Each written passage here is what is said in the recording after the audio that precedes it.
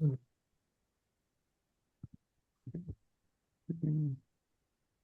check the attendees we have there. Let me see. We just need one more person to come on.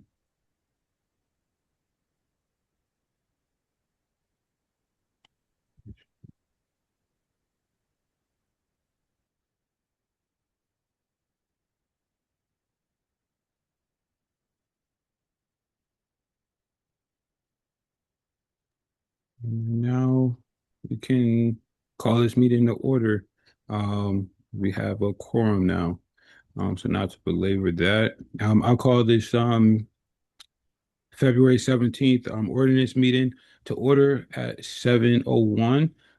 In attendance, we have Council President Josh Goldstein, Vice Chair Councilmember Richard Dillinger, myself, Jalen Seed, and Councilmember Jesse Buccalo. Also, we have Attorney Sapenza here. And we also here with Garrett um, Balela. I'm sorry if I butchered that. A friend of ours, and then also Councilmember Ann Winterstrand and Johan Lopez. So the meeting is now called to order. We did the roll call, and then we could open up the public hearing. So for newer members of how this works, these are items that we spoke about at our last meeting. The public hearings have been noticed. And now we can open up the public hearings item by item. And we'll start with item A, discuss and vote on chapter 33A, complete streets, section 33A8, which we discussed. But now we could open up the public hearing. Those that are in attendance that want to speak to this, it's only about the item that I just read. So if anybody would like to speak to that, we'll open up the public hearing. Okay, and we do have someone in the waiting room. If you would like to speak, please just raise your hand via Zoom, and I will allow you to speak for 3 minutes.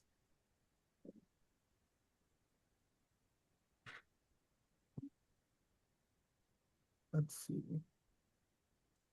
Kelly, did you have anything to add for this portion of the meeting? Okay, looks like there's no public comment at this time, Jalen. Okay. And just for clarity on everybody, like I said, we spoke about this, but this amendment, it just clarifies the appeal period to 30 days, which aligns with Connecticut case law and provides certainty that people have due process or opportunity to due process.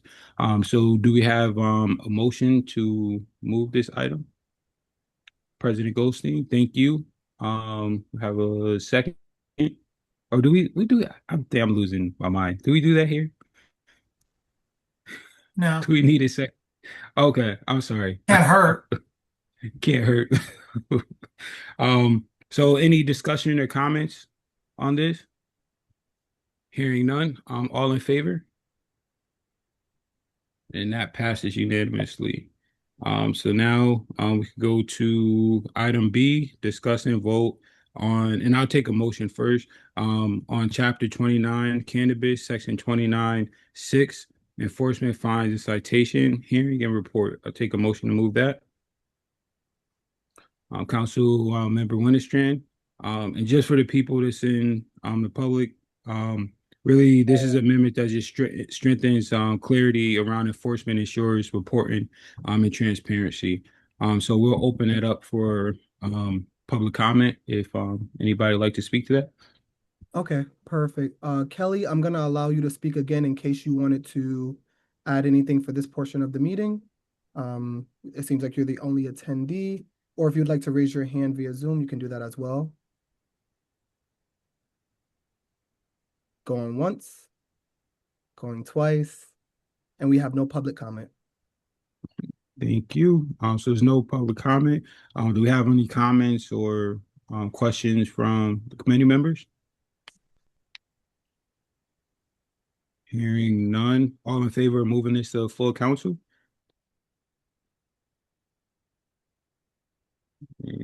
Gonna get then that passes unanimously. Thank you. So then we'll go to item C under public hearing, discuss and vote on chapter 112A vape shops, section 112A-13 penalties. we'll take a motion for that. Councilmember Lopez. Um, and yeah, open that up again for public comment. Okay, Kelly, looks like you're still the only one in the waiting room. I'm going to allow you the ability to speak if you'd like to. You can unmute Zoom to add to this section of the agenda, or you can raise your hand via Zoom. Going once, going twice. We have no public comment. Thank you. Any other comments or discussion or questions from the committee members? Hearing none, let me try your minds. All in favor of moving this to the full council? Okay, And that's funny. that passes. Thank you. Um, That is what they say when they call for a vote at the state level, which is something Jill and I learned last week and looked at each other going, what? So, all right. and you guys all got it. Thank you. So now we'll move to public comment, which public comment, it could be on anything that's on the agenda. And we'll open up to public comment. Okay, perfect. And then same thing as the last 4 times. Kelly, looks like you're the only one in the waiting room. If you would like to speak, I'm going to allow you the ability now. You can unmute yourself, or you can raise your hand via Zoom to let us know that's what you'd like to do. Going once, going twice, and there is no public comment. All right, thank you. You're So welcome. now we'll move on to acceptance of our minutes for our January 20th meeting. Do I have a motion? Council Member Winterstrand, any corrections, omissions, anything? It's good. Hearing none, I'll move. All in favor of accepting the minutes for our January 20th meeting? And that is unanimous. We're moving along.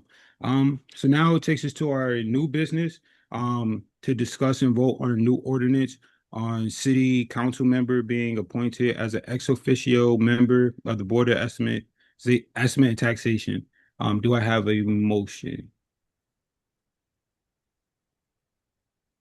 Councilmember Lopez. All right. Then open it up to discussion. Um, so this, like some of the returning members to know, this is something that was a part of the charter discussion. This member will not, or if approved, wouldn't have a vote on it, and that's by charter. So I don't know, Attorney Sapenza, if we want to kind of pull this one up, go over it, see if anybody has any questions. Sure. So this draft, I guess that's part of the agenda packet that's up for discussion was drafted by Attorney Candela. I'm filling in for him today, so unfortunately, I probably won't have a full explanation as he could. If there's any questions, I can refer him to relay them to him. But again, as you said, it's based on Charter Section 7-2A1C, and as you said, it's to allow appoint the city council member to the BET, and it conforms with that charter section. So, and if there's any other questions, I may be able to answer some of them. Otherwise, I could take notes and have Attorney Candela prepared to answer them upon his return from vacation. Any questions or comments? Yeah. Or Ann could go before me. All right. This is just a quick question, and maybe it's for the council president. I'm just wondering, and I know it's based on charter, what we worked on in charter. The president of the city council shall appoint this member subject to approval by a majority vote of the city council. Is there any other criteria or qualification or anything that's completely subjective? Yeah. So the answer is the charter does not drill down. But one of the things that had to happen in order for this to get passed was that we included that we needed to basically make an ordinance making this happen. The idea being that we could be a little more specific here. So I don't think the charter had any sort of specific Right. requirements. And usually that's by design because you don't want the charter to be, Mhm. sometimes you do want it to be specific. For this kind of thing, you don't. You want an ordinance or something like that to be a little more um, specific. I don't know, Matt, if you happen to have the charter in front of you. That might help. Taking a quick look here. But Um, I think, and of course, when we look at the charter, it'd be, but I think like there's no guidelines to members no. that we appoint to the BET, or any other commission. Like they don't have to have a MBA or anything. Right. Correct. But yeah. I'm just remembering in our discussion, unless I'm misremembering, and maybe it's not relevant, but that we talked about this is a council person who's going to be, who's going to have extra work to do. Hmm. Um, and I'm just wondering if we need to explicitly state any criteria, or if it, I mean, I'm comfortable with it being at the discretion of the president of the council. Um, but just opening that up for discussion. Well, remember, there are a handful of other times in the charter where it is a appointment made by the council president and then is voted on by the members of the council. So it's not like by fiat. There is a Right, check right. here. Um, the um, and that the president of the council shall appoint a representative subject to approval of majority vote. That's in the charter. Hmm. So we really can't change that part Hmm. unless you wanted to go ahead and amend the charter again. Um, in terms of adding criteria and stuff like that, we can do that. There's nothing that prevents us from doing that. Let me put it that way. But I would just be cautious because you don't know what Yeah, the composition of a council is going to be in the future. right. And so if you say something like this person needs to have an MBA, what happens if you have a 15-member council and no one has an MBA? Hmm. Right. And So if it's subject to approval by a majority vote of the city council, it presumes there will be a discussion at that level at that correct. time. Yes. And that, and those considerations can be brought up in a public forum at that time. Yeah. I mean, look, I have some basic questions that I think are worth thinking about. I don't know if anyone else has sort of thought about this, but like, for example, President Council appoints this person. We vote for this person to be at the PT. What if they can't make every meeting? Right. Is it at or their designee, right? Mhm. Say, you know, say I say, okay, Rich, you're our guy, Oh, and no, the please. council votes, and Rich says, oh no, I gotta be at Oak Hills that night, right? What I would think would be a reasonable thing is that someone could take Rich's place that evening. So Hmm. I do, and I don't think there's anything that prevents us from doing that. But I think we should specify in the ordinance that this person should, you know, is entitled to there's this city council member or their designee, Mhm. shall be entitled to participate in all proceedings of the Board of Estimate and Taxation. I think that's a good point. I Yeah. do too. Especially with like in budget season, that's when the BET really has for like 3 months or so. They have a lot of meetings in that time, and council members already have a lot of meetings as well. So I Yeah. think it's a good point. Just kind of spread it around. Well, yeah, I mean, it's just also just covering ourselves too. Yep. And, um, the other thing I thought about is, you know, when we are one of the things that I know that came up in the charter was when we thought about this was, that we want this person to represent the council and, priorities and things that are important to us. My question is, what if we find out that that person isn't doing that? And is there a mechanism by which we can, you know, reevaluate that appointment? What happens if the council, we appoint someone, they get voted in, and then all of a sudden they start doing stuff that is not something that acting outside their scope, you know? And is there a mechanism by which we can say, hey, if a majority of the council thinks that, we want to change who the designated member is, then we have the right to do so. Mm,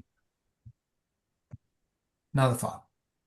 that's good thought. Yeah. I think a way to do that is maybe putting the term, and like this is just like leadership on the council is for 1 year, is making it a 1 year term. Mhm. So that way it's just like somebody does something in one meeting and we say, okay, we want to get rid of them. Well, right. We hope it shouldn't be like that. Yeah, it shouldn't be. But maybe we do like 1 year, and I think maybe putting the term in there might be beneficial because, like in however 6 years, the terms would be like 4 year terms for the council. So it's really I think maybe we put like a 1 year term or something that kind of puts it up, and then it's a way to like kind of reevaluate that. Mhm. Councilmember Lopez. Thank you, Chair. Yeah, no, I agree with that point, actually. And I just lost what I was going to say.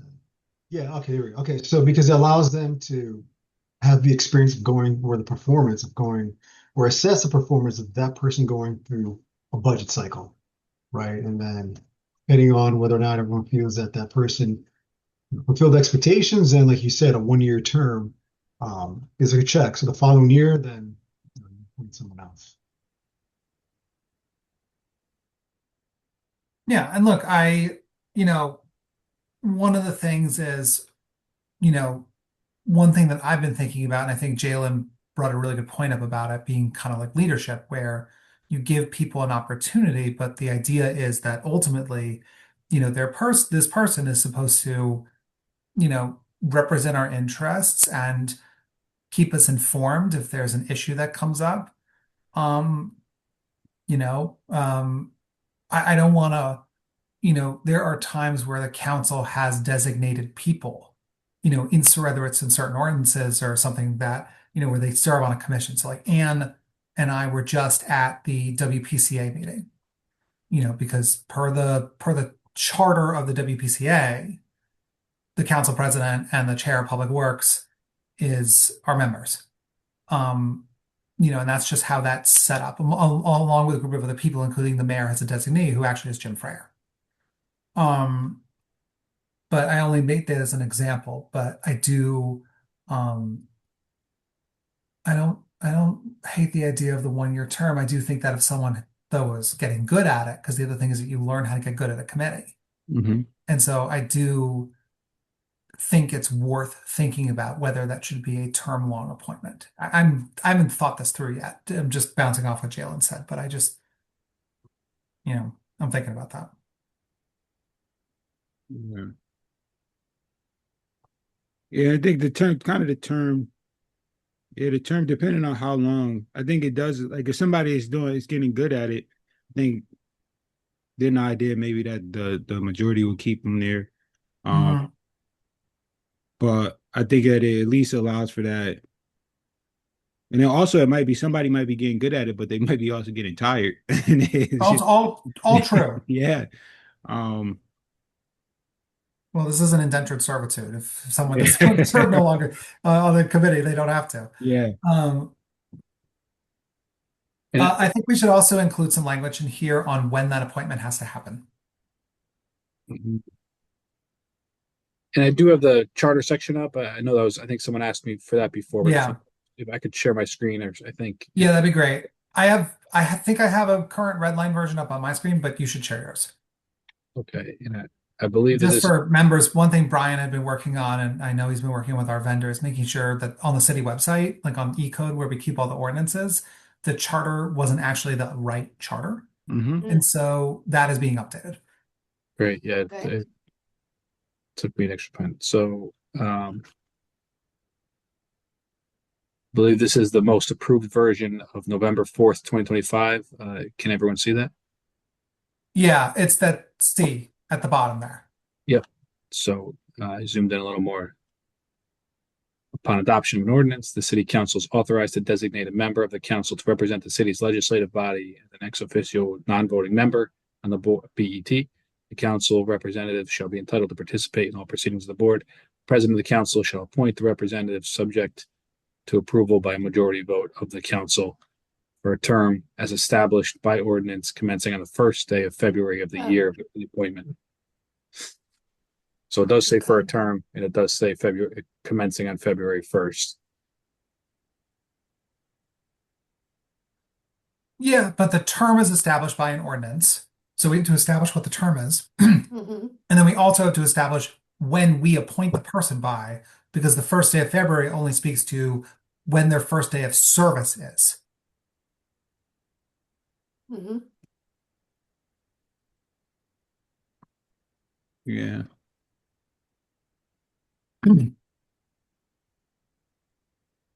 Would it make sense to have it sort of connected to our vote for internal leadership, time-wise? Yeah, so that vote by charter, we have to vote for council president at the first meeting. Mhm. So you could essentially use the language. But I don't remember exactly the language part of the charter where it talks about that at the first meeting the council president must, there must be a selection of the council president. Right. We can use similar language here, and have that be voted on at the first meeting. So I let Councilmember Dillinger, you have a question? Yeah, I'm just looking at this, and number 2, it does say that this term, if am I reading it right, is for 4 years. Oh, hold on a minute. The members shall be appointed. The members of the BET.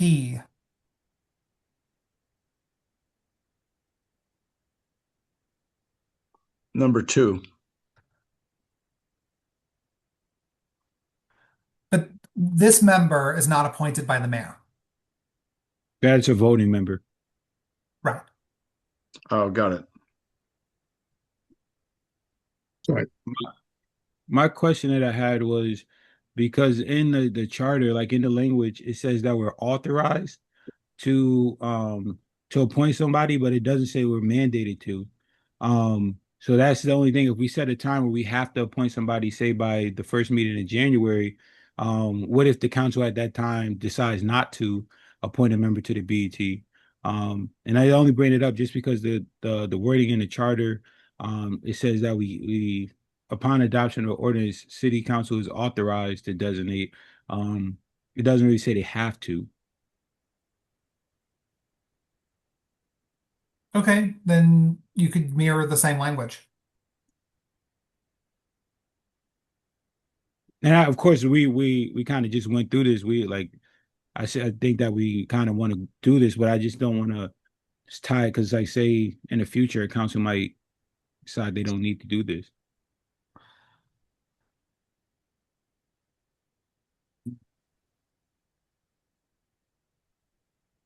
So Jalen, are you saying you want to keep the language reflecting sort of like saying that we're authorized, but it's not necessary that that a future council would actually do this? If they could or they might not. Yeah, and the only reason I'm just looking at because that's kind of what the chart how the charter reads. Yeah, It doesn't say like the council is like mandated to designate a member. right. It just says that we're authorized to. And like right now, I think because of like comments that we had and of course it passed, um, this is something that we think is good. We should do, but this is like a living document in like 10 years from now. Hmm. So this that might not be the same sentiment. Right.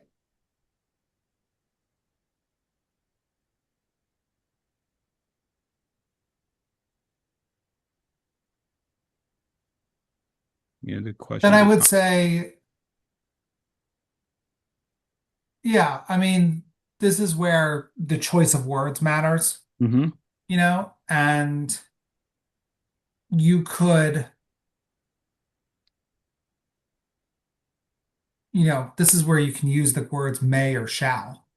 Okay. And when you kind of draft it, the truth is if the council chooses not to do it, it's not like you know, there's not like this isn't going to get enforced in the same way that, say, like if you blow, if you are in violation of the blight ordinance, right?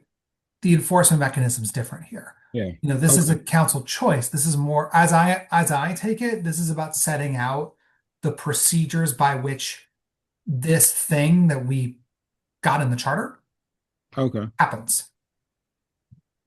So it's just like the nuts and bolts. That's how I understood it, because we've already gotten the ability to put this person on the BET in an ex officio capacity, because it's already in the charter. Mm. So we're really not choosing whether we have the power to do this. We have that power. It's just a matter of the when and how. Okay. So maybe after like the first sentence, pursuant to Charter Section 7-2A1C, the city council is hereby authorized to designate one of its members to represent it as an ex officio non-voting member of the Board of Estimate and Taxation, may be appointed, and that's where we kind of put that language in, may be appointed at the first meeting in January um for a term of 1 year. Kind of put that in there. Yeah, I would actually give us a little more room. I would say no later than the second meeting in January. Okay. So Because maybe, that So you way, need if for some, the president has to appoint the person.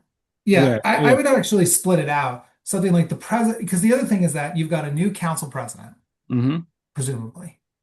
And, you know, sometimes the person who's going to be council president knows going in, because there's not a contest, but sometimes there's a contest. And then someone, Mm-hmm. doesn't know if they're going to be the council president and may need some time to consider the appointment. Yep. And so, therefore, Yeah. they would have, and let me think about this, because there's both that we would want to approve this person no later than the second meeting in January. And maybe that the council president nominate this person to the full council, or appoint this person by I don't even know. I mean, let me think about that, because there's the first meeting of the year. There will usually be only 2 meetings in January. So what you're talking about is putting that person on, nominating that person and having them be voted on by the next meeting. So maybe something along the lines of that the council president shall provide, shall, appoint this respective person, and provide the council with 7 days notice.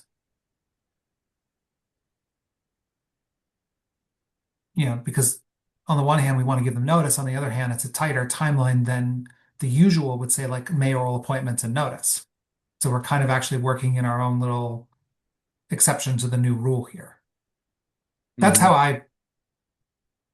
that's something I was thinking about. Okay. Councilmember Hostin? Thank you, Chair Seat, and apologies for being late tonight. Yeah, I think these are all extremely good points. One of the things I'm thinking about is the language that we currently use around committee assignments. In some ways, not every way, but this is like a committee assignment. I'm assigning you to the BET. And so, if we already have a blueprint to use for assigning committees with our terms starting in January now, that's, whether the role of president is contested or not, that has to happen pretty quickly. And I hope that whoever is hoping to be president will be doing some thinking about it. So they're not starting from zero. If we already have some kind of template for committee assignments, we can use something similar for this BET assignment. And not just around the timing, but also in with regard to we talked earlier about potentially replacing this appointment, or like what might happen if this appointee is not able to fulfill the requirements for whatever reason, I think we need to just make sure that if we have existing language, for example, around committee assignments, that we can model for this. Like if somebody says, um, I'm not able to fulfill this role, can the council replace that person in, July or September? Um, I think that will also help the idea of what kind of commitment is being made for what kind of term. I don't know that we should think about having an appointee and or their respective designee, because that kind of like leaves it a little too open to me. Like, it's there's somebody's the council representative on the BET. If they can't make a meeting, they can't make a meeting, I don't think we should just kind of have like a round robin of folks who are, the designees.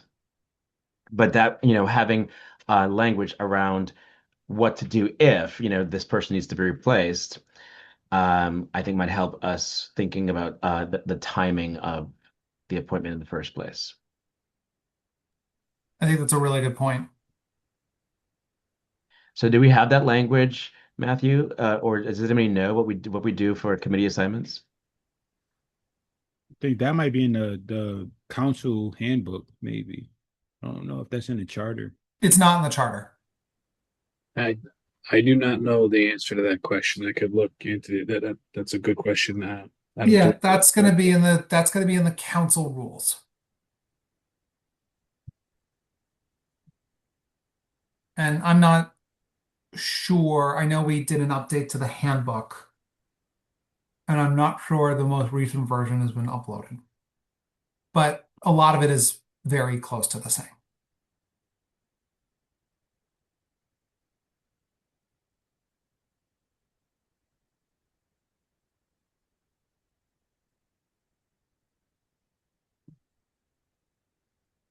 And I think a big point of this too is just thinking about also like the meat and potatoes, which is like budget season, which kind of starts with the BT, just like with us, I think around February 9th or so when the mayor has to present it to the BET. So I think we want to at least have somebody by then, if we're gonna do it, so that they could kind of be there for like the meat and potatoes um of it.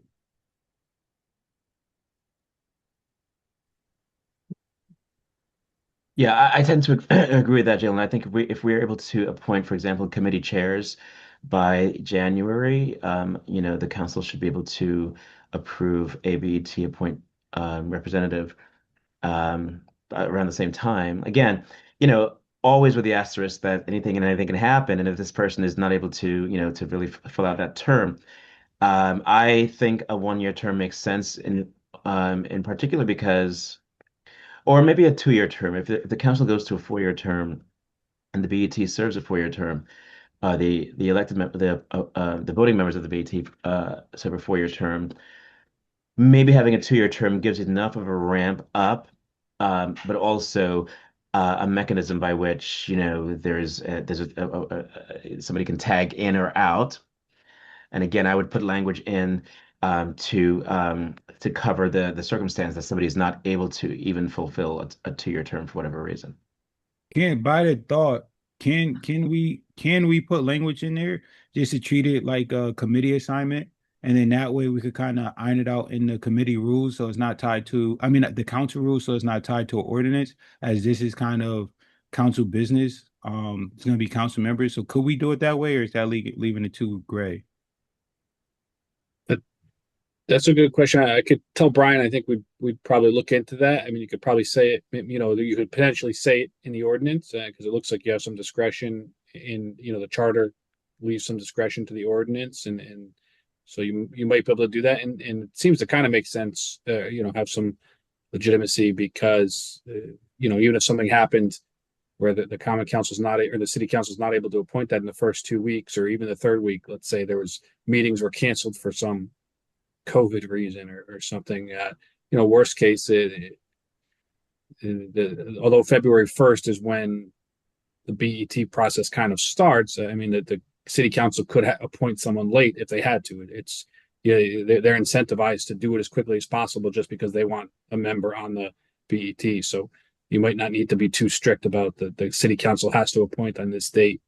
And you might be a good point to do it as appointments, but I think that would just require a little more research. I don't have that at my fingertips, and I could mention it to Brian Candela. Okay. Thank you for that.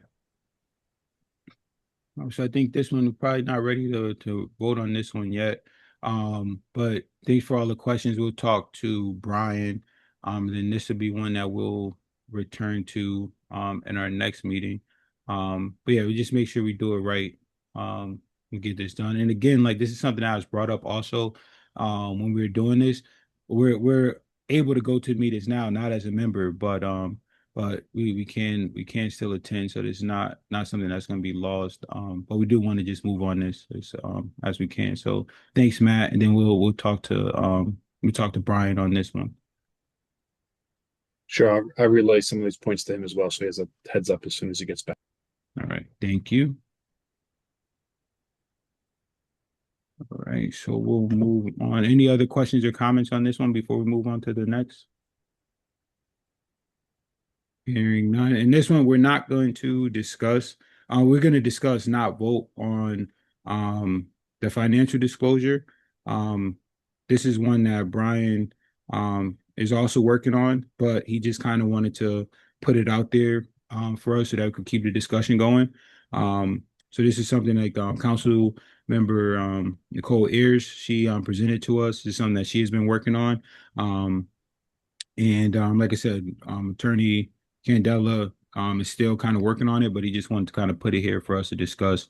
So I'm not going to take a motion on this one, but I will open it up for like any discussions or anything, or any ideas people had after reading it over. Councilmember Dillinger. Well, the thing that struck me was Common Council is still in it all over the place. So change Common Council. Councilmember Lopez. Thank you, Chair. Looking at it now. In section 4A, should we possibly include should be completed by the sponsored department or common council member in consultation with the chief financial officer or appropriate department? I'm sorry, say that one more time. So in section 4A, where it says it shall be completed by the sponsored department or common city council member in consultation with the chief financial officer or the appropriate department. I'm proposing, should we include that? Well, I'm asking, should we, what everyone thinks if we should include that.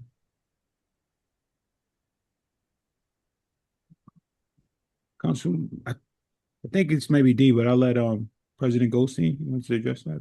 All I was going to say was I saw that and I thought it should not be completed by a city council member at all. Mm. I think that in order for that kind of thing to have credibility, I think a council member can obviously have a point of view. There's no problem with that. That's part of the reason we're here. But as I understood it, the thrust of this was to ascertain, frankly, something that happens pretty typically anyway in this process, but to formalize an existing practice, which is basically to shed some light on if and how an ordinance would have an effect on time, responsibilities, and or direct financial implication on the city or the relevant city department. And I do think that the definition section here is thin. I would be really thinking about expanding the definition section because I tend to think that's the safest thing to do, especially when it's something like this. There's a lot here that's kind of open-ended. When it comes to, like, for example, like the estimated financial impact on the city over a 5-year period. Totally depends on what the thing is, right? Like, it's just not, there are times where that's necessary and there are times where, frankly, that's not. And where it says, like, whether I'm looking at 5.3, whether the impact is immediate or contingent upon future actions or appropriations. It's incredibly broad. And I am worried that it might be actually overbroad. Um, so I have not taken, a real whack at this myself, and I know this was very similar to, if not the actual draft that Nicole had sent around. This was, I think, at some point last year. Yes. But I think that this could use a real sort of fine-tooth drafting comb. Um, it's not to say it's a bad idea. I just have seen this before where it just needs to kind of go through a couple rounds of exhausted drafting. And I believe just for a point, and then we'll have Council member Buccalo and the Council member Lopez, just so that everybody knows. I think Brian is planning on doing that fine tooth comb. He just didn't get a chance to. So he is going to go through that again. Council member Buccalo. Thank you, Chair Seed. Yeah, I want to build on what Council President Goldstein was saying. I know there needs to be a balance with language, but when I go after grants representing a nonprofit, I always talk about staff time and allocation, and personnel is the city's biggest budget kind of item. And so I think we need some type of assessment of anticipated like operational or staffing impacts. When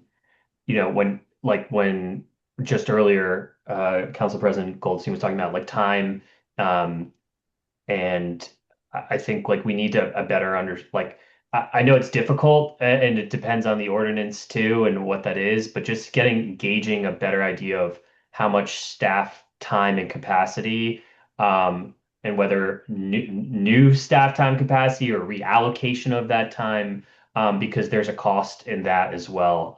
So some language around that I think would be helpful. Thank you, Council member Lopez. Thank you, Chair. Yeah, Josh put up a good, Councilmember Golson put up a good point. In section 4A, maybe we should remove common council member. It should be up to the department, to the city to provide that. And then I would also propose in section 4C,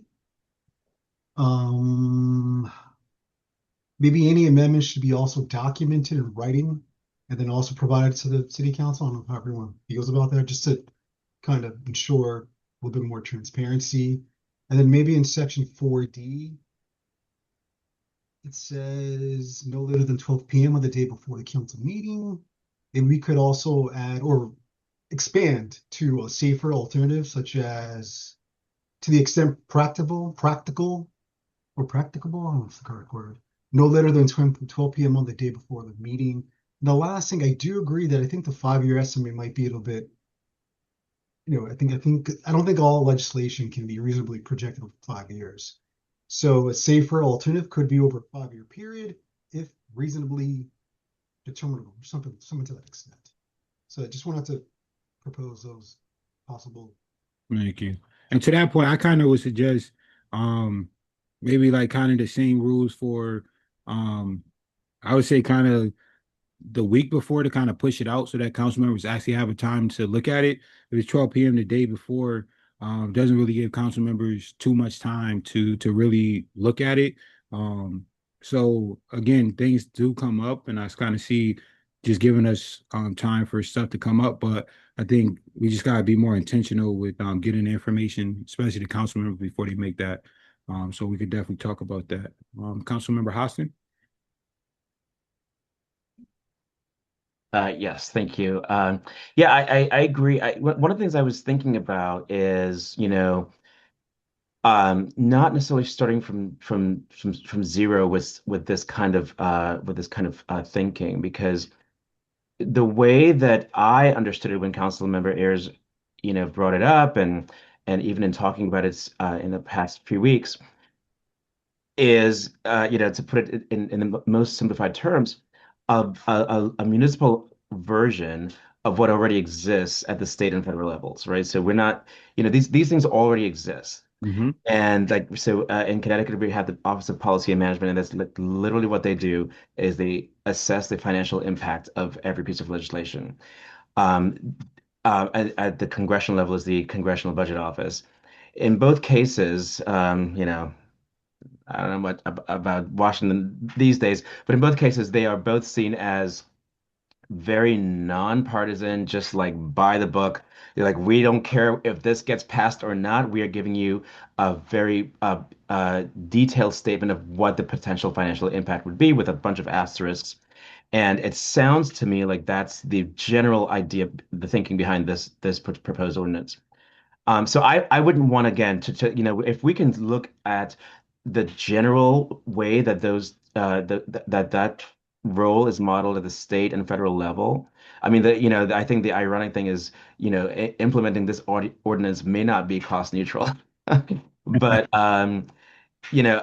clearly, I think it has. Yeah, I agree that it has a real value. I think when we assess potential policy or ordinance changes, we should be thinking about the financial impact in a way that's a little bit more detailed than we're able to today. I just wouldn't, I think even in drafting model language, I would just go, directly to what already exists at the state and federal level. There may be, existing municipal examples around the country that we can look at. I just don't want to start from zero if we don't have to. I just want Steve. to add that to her credit. That was something when Nicole came to me with this idea about a year ago. That was something that I asked that she take a look at for municipal examples from around the country. I believe this example might be based on one, but she's not here, so I don't know if that's 100% true. But I Mhm. remember that was part of the thinking here. Councilmember Lopez. Thank you, Chair. And to Councilmember Golson's point, that was actually my thinking. I was presuming that this was based on a model from the state or any other municipality. So I guess maybe the follow would kind of be just to clarify whether it is or it isn't. I don't know if it's a matter for Brian to take a look or maybe for Councilmember Ayers to go back and take a look. But yeah, so that was my thinking as well. Okay. So what I'll do on this one, is that we'll follow up with Brian, but I'll also, as long as the body's okay with that, I'll loop in, Councilmember Ayers, and then she'll just help, with this so we can get her rationale, behind it as well. And then come back next month, with a little bit more in depth, but also, with the notes that we have, for this and then kind of help move it forward. Any other questions or comments? All right, hearing none, that's all we had on the agenda. I just want to thank all the committee members for the work tonight. And again, like I've been saying, I am the chair, but it's open. If anybody has an idea for ordinance, either on this committee or another council member, please feel free to reach out to me and let's get the ball rolling. Because we all have great ideas, and I know a few of the council members already reached out to me and we're ready to work. So I'm just happy to work and team effort. Good job, team, and I'll take one final motion. Motion to adjourn. All right, guys, have a good night. Thanks, everybody. Have a good night.